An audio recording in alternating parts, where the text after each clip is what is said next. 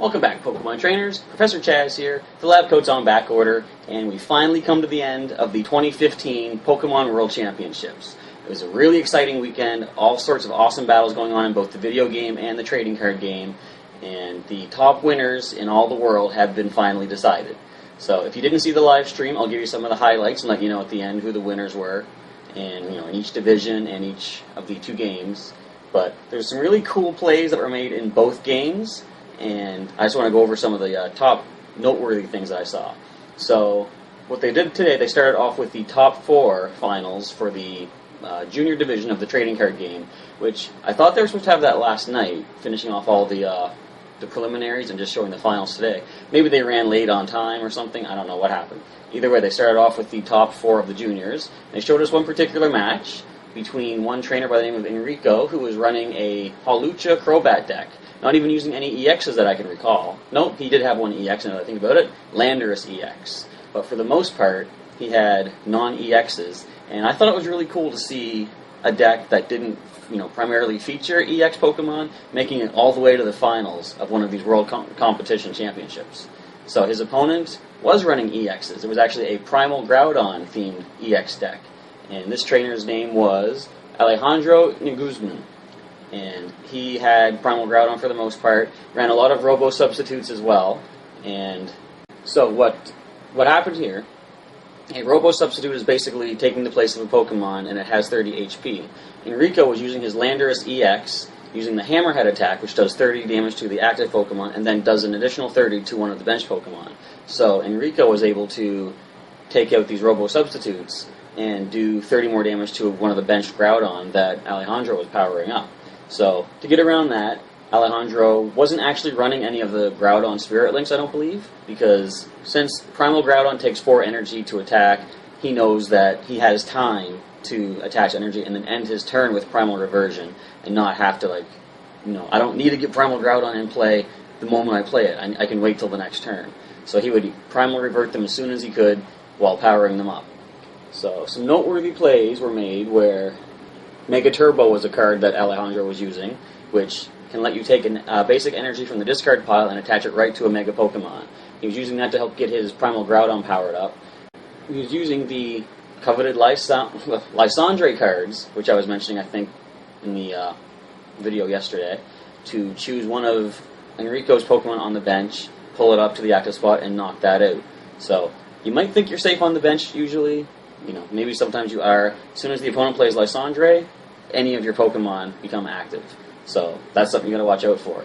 Interestingly enough, it sort of came into play in one of the later matches where Primal Groudon's ancient trait, Omega Barrier, actually makes it immune to the opponent's supporter cards, which means Lysandre can't pull Primal Groudon up, and Alejandro had to make use of that in one of the later matches. However, Game 1 ended off with Alejandro managing to get the knockout on Enrico's last Pokemon and taking the first game. Game 2 started up with Enrico trying to go a different kind of strategy this time. In his deck, he had Bunnelby with the ancient trait of Omega Barrage, which lets it attack twice. And its first attack, Burrow, says to discard the top card of your opponent's deck. So, since he probably figured his Hawlucha and Crobat lines weren't going to put enough damage out to knock out these Primal Groudon, he wanted to try to discard them before Alejandro could get them into play. So he was starting to go with the Burrow attack. Now, however, what happened was Alejandro did manage to get his Pokemon powered up regardless. He tried to get his Groudon and Primal Groudon into play as soon as he could, just in case Enrico managed to burrow them away to the discard pile. So he was Enrico was using Landorus EX and Hawlucha to do a lot of good damage to the Primal Groudon that were in play, and Alejandro actually only runs 2. If Enrico was able to get both of them out of play, then Alejandro would be in a very tough spot, because he would have no way to really fight back. So what wound up happening was, he was powering up the Hawlucha using a lot of the fighting boosts that came from the Furious Fist expansion, such as the Strong Energy, the Fighting Stadium, and from the base X and Y set, there's also Muscle Bands too. These all increase the damage that your Pokemon will do. So he was managing to power up his Pokemon with those. But in the end, Primal Groudon's ultimate power did show through and managed to Gaia Volcano, the last Pokemon to knock out, And Alejandro did make his way into the finals of the TCG Junior Division, which is what they showed us next. Interestingly enough, actually, they cut to the other semifinal of the top four because they'd gone through 2 games, they were on their 3rd game. The match ended pretty soon after they cut to that live feed, but as it turns out, the winner of that match, Rowan Stavna, I think? I might have that wrong, I'm sorry, but Rowan actually was running pretty much the exact same deck that Enrico was running, and he managed to win his match against his opponent, securing his spot in the finals as well. So here we have Alejandro fighting against the exact same deck just about that he had just managed to win to get into the finals. So the way this match went, Rowan was using more fighting boost to power up his Hawlucha. So he's running Hawlucha and the Crobat line as well. Managed to get some primal knockouts. He almost knocked out the second one. Normally, what happens is you would want to play like a switch card or an escape rope to get like a heavy retreat Pokemon such as Primal Groudon off the active spot into the bench, because it has a 4 retreat cost. At one point, with his first Primal Groudon knocked out and his second one close to being knocked out, Alejandro had no choice. He had to discard 4 energy off of that Primal Groudon just to retreat it. So you don't often see that happen. But on the bench, it was a little bit more safe than it would be in the active spot. However, Rowan still managed to bring up a Crobat and use the skill dive attack to do 30 damage to a benched Pokemon, which was enough to knock out the Primal Groudon. And at that point, Alejandro realized, I have no more powerful Pokemon that I can put into play. He conceded the first match, if I remember correctly. He gave in knowing that Rowan just played a better game, had better draws. So Game 1 went to Rowan. Game 2, much of the same stuff happened, more of the surprise bites and sneaky bites from the Golbat and Crobat as Rowan played them down. He managed to come out the winner in the end of that one as well. And it was kind of funny too, because in the interview afterwards, when he was sitting there with the commentators, they asked him, were you worried at all about going up against the primal reversion of Groudon? And he said, no, I've trained against those. They're really not that tough. So it's kind of funny with the non-EX deck that he had, he was fully confident he could take out these Primal Groudon. So congratulations to Rowan. He made himself the world champion in the TCG Junior Division. I'm sorry. Alright, so into the seniors, we had Patrick Martinez running a Seismitoad EX deck featuring Crobat as well as Manectric EX. His opponent was Jeffrey Chang. You're running a Donphan Hawlucha deck. And I think I mentioned Donphan deck in yesterday's video too, because we saw that in, I believe, the top 8. But one of these, I think that particular player got knocked out, unfortunately, in the top 8. But Jeffrey's deck, he managed to take it right into the finals. And another deck that doesn't really feature prominently any EX Pokemon. So in Game 1, Jeffrey was running a little bit low on energy at one point. He just wasn't able to power up his Donphan, and since he was running Hawlucha's attack doesn't do anything if the defending Pokemon is not an EX. Eventually, Patrick managed to knock out all of the Donphan from Jeffrey's playfield, leaving Hawlucha the only attacker, and he was not able to fight back against the Crobat that Patrick was running. So at that point, Jeffrey had to concede that match and give it to Patrick. So Patrick took Game 1. Game 2, it was a much closer game. I think it came down to a one prize apiece tie game, and in the end, Crobat managed to get a surprise bite, just enough damage to knock out one final Pokemon on Jeffrey's side, and Patrick managed to win 2-0 in the seniors division of the TCG, becoming the world champion in that division. And then we came down to the masters of the TCG. We had on one side Mies Brennickmeyer running a Seismitoad EX Crobat deck, so we saw a lot of those in play this weekend. His opponent was Jacob von Wagner, who was running the Blastoise deck that I was so pumped up about from yesterday's video. It does feature Keldeo EX as the main attacker, but just the fact that a non-EX Blastoise was like the core of this deck was really impressive. So what I really liked about this was in Game 1, Jacob managed to get his Blastoise out on the very first turn. Now, it's kind of hard to do that because you have to, he doesn't run any Squirtle or Wartortle in the deck. The only way he can get his Blastoise in play is to play that Archie's Ace in the Hole, which you can only play if it's the only card in your hand.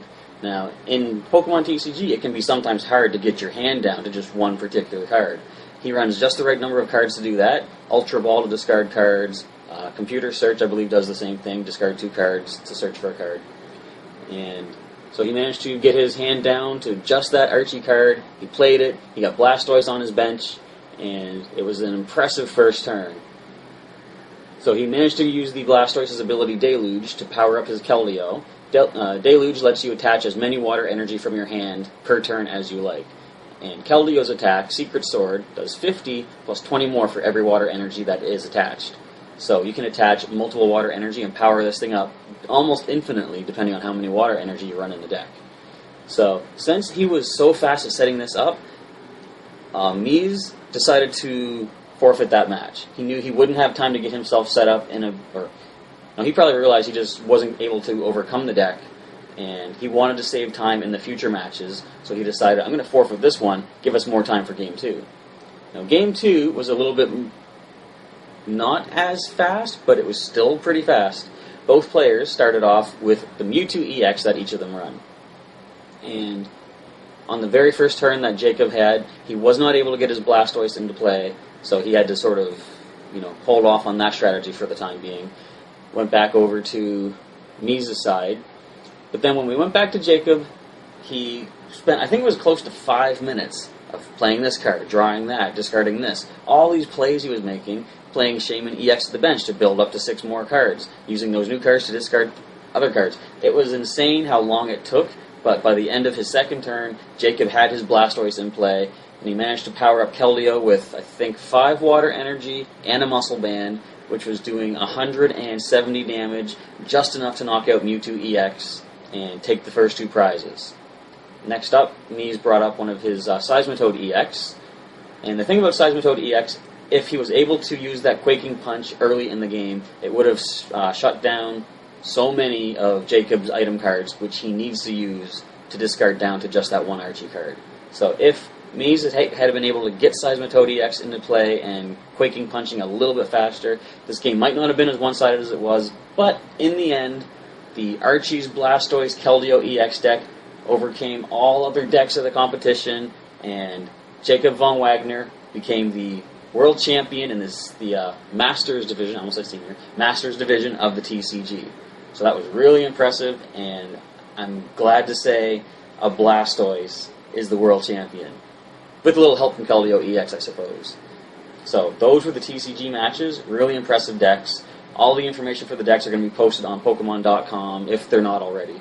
So if you have aspirations to somehow maybe build a deck to combat this kind of a deck, you can get the information on how to do it there. Or if you want to try to recreate this deck and get these cards and try to copy the winning strategies that Jacob exercised in his games here, you can have all the information on there. So now, moving on to the Video Game Championship Finals. First up, we had the Junior Division. We had Yasue Kotane, I hope I'm pronouncing this right, from Japan, and she was versus Ryan Jaeun Park from Korea.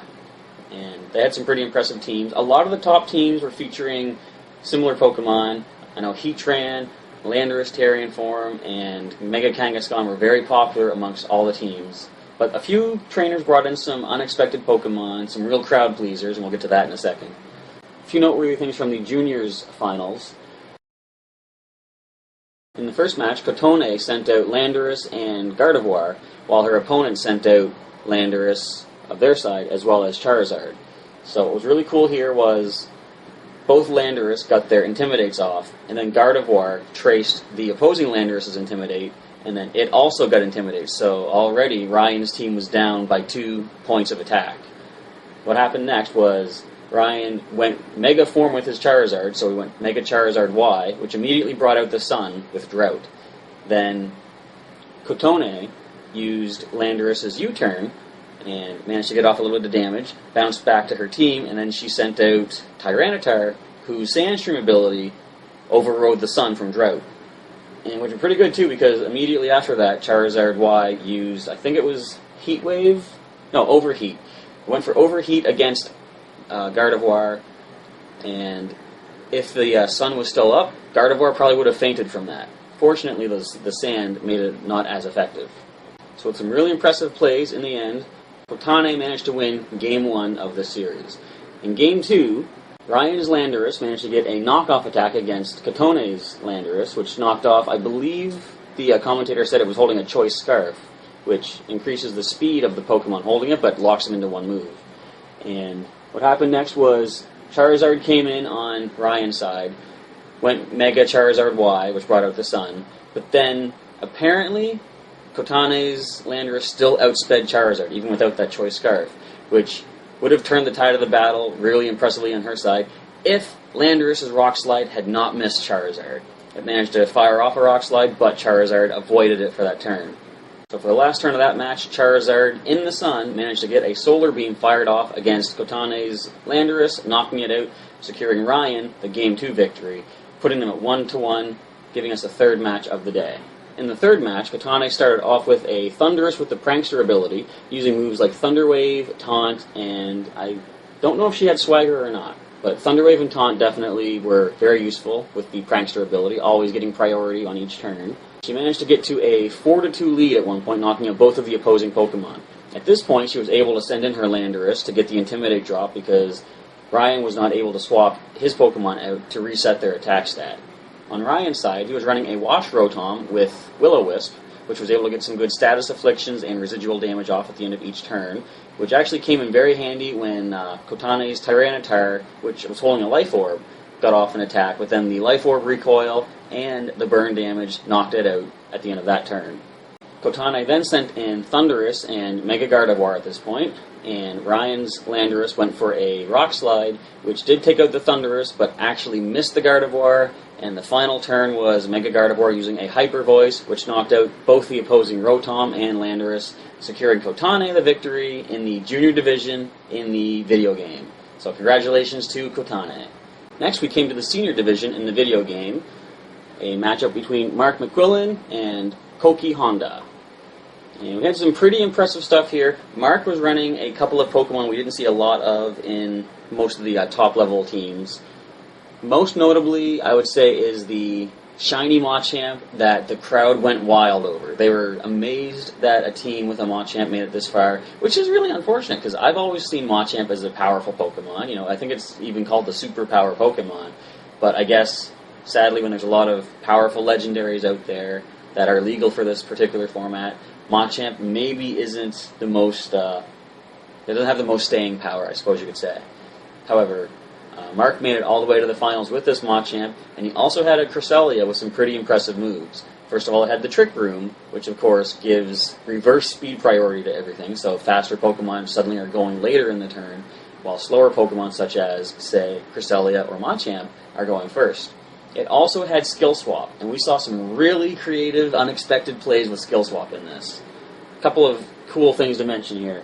On the first turn of Game 1, Mark went for Cresselia's Skill Swap against the opposing Landorus. Now, actually what happened is Koki swapped out Landorus for Heatran, and when that happened, Skill Swap activated, so Heatran suddenly gained Levitate, and Cresselia took the Flash Fire ability from Heatran. Next, Mark's Charizard, which went Mega Charizard Y, used Heat Wave. Now that Heatran didn't have Flash Fire anymore, Heat Wave did manage to connect and deal damage, whereas with Flash Fire, it would be ineffective and it would just boost Heatran's own Fire-type moves. So it was pretty cool. I think what Mark was trying to do was to Skill Swap to get the Intimidate, which would then activate and lower the attack stat of both opposing Pokemon, but this worked out as well too. So even if he hadn't swapped, Charizard's Heat Wave would have still did a lot of damage to Landorus as well. And Mark was just making really impressive plays all game long.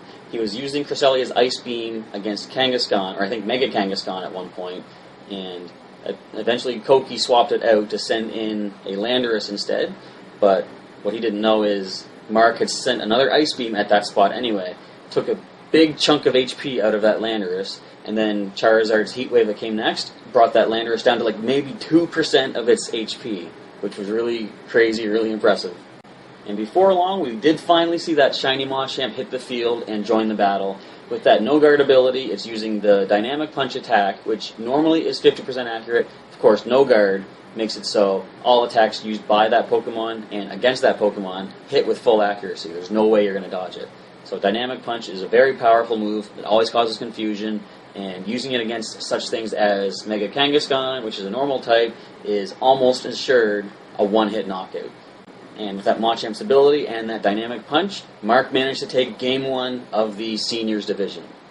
Starting in Game 2, we saw another use of Cresselia's Trick Room, and Koki went with his Kangaskhan and put it into Mega form, at which point Cresselia then used Skill Swap and took the Parental Bond from Kangaskhan, giving it Levitate. So now Kangaskhan was no longer doing an additional hit with each of its attacks, which Cresselia now had the ability to do.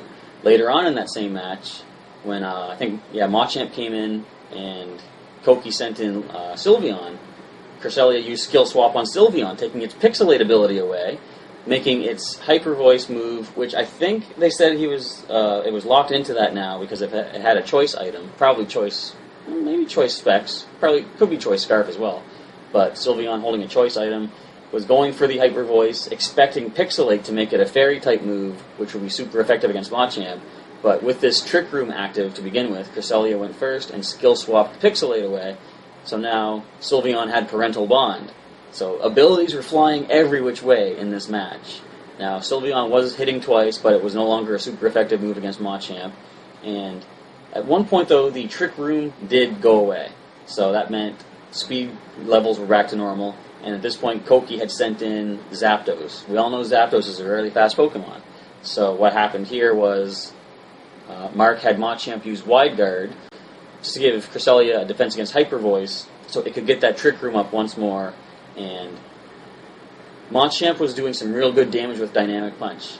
He went after the Zapdos at one point, and although Zapdos resisted it still did a lot of damage and caused confusion, which really came in handy because Zapdos went for an attack on one turn and hurt itself. Then Koki swapped it out for Mega Kangaskhan, but Machamp went for another Dynamic Punch in that spot, knocked out Mega Kangaskhan in one hit. So with all these clever plays and strategies going on, Mark managed to overcome Koki's team 2-0 and won himself the Seniors Division World Championship trophy. So then we came to the Masters Division of the video game, and both teams were running similar Pokemon that we've seen all tournament. There was Mega Kangaskhan, Landorus, and Heatran. I think there might have been one more Pokemon that both players shared as well. So the finals came down to Hideyuki Taida versus Shoma Honami, both players from Japan. And there were some pretty cool plays going back and forth. Shoma was using a Thundurus with Prankster, using such moves as Thunder Wave and Swagger to cause some real complications on Hideyuki's side of the field. And Hideyuki was actually using a Volcarona, which we saw some of, but not a whole lot this tournament around. And at one point, Shoma using Mega Kangaskhan got a return attack off against Volcarona, did quite a bit of damage. However, Volcarona was holding the Rocky Helmet, which did recoil damage, and its Flame Body ability burned the Mega Kangaskhan. So eventually, that Mega did drop to the burn. Shoma managed to win Game 1 of that series. We went into Game 2. In this match, something really crazy happened. Both Pokemon, I think both players actually used Mega Kangaskhan, and Shoma's Mega Kangaskhan went for a low kick against Hideyuki's, and that Kangaskhan survived with 1 HP.